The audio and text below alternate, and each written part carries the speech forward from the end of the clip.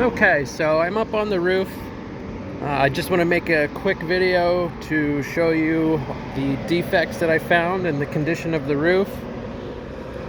So I do believe that this roof was replaced once since the house was originally built in 87, I believe it was.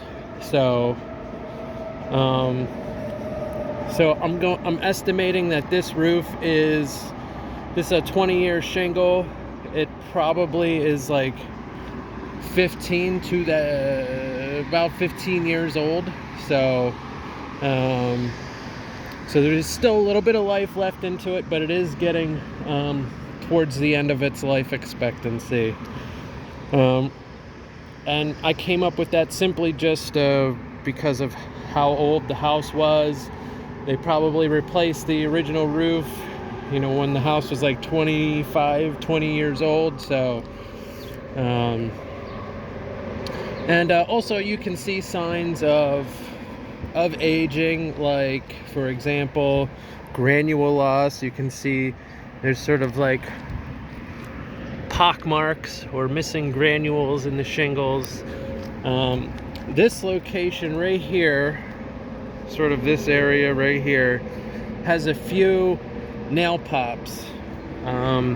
So what happens is the nail pushes up on the shingle. So this nail here pushes up on the shingle, and then it sort of releases the there's a tar strip right here, and that pushing up on it sort of releases the shingle from the rest of the roof. Because if you pull up on other ones, they don't come up. Okay, they shouldn't. But you can see here, there's another nail pop, and it pushed up this here and here. And then what happens is, now the wind will come in and blow this all the way back, and it'll break that shingle. That's how then you'll start getting broken tabs. And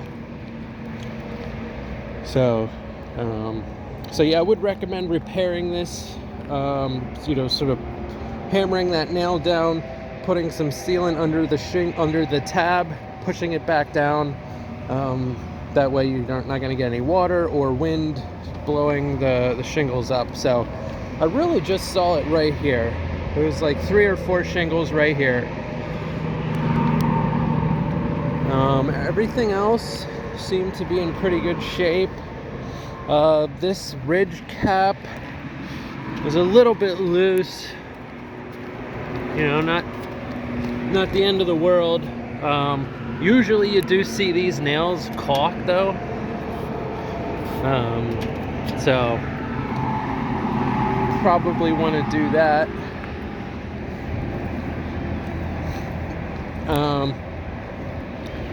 Chimney seems to be okay. You can see they did caulk some cracks in the top here. Have a chimney cap, that's good. There is my biggest concern is, and it's not really a huge concern, but it can cause problems. There is no step flashing on this chimney. It might be hard to see, but you can actually see through under here that you can see the brick, and I can also put my pick all the way under there.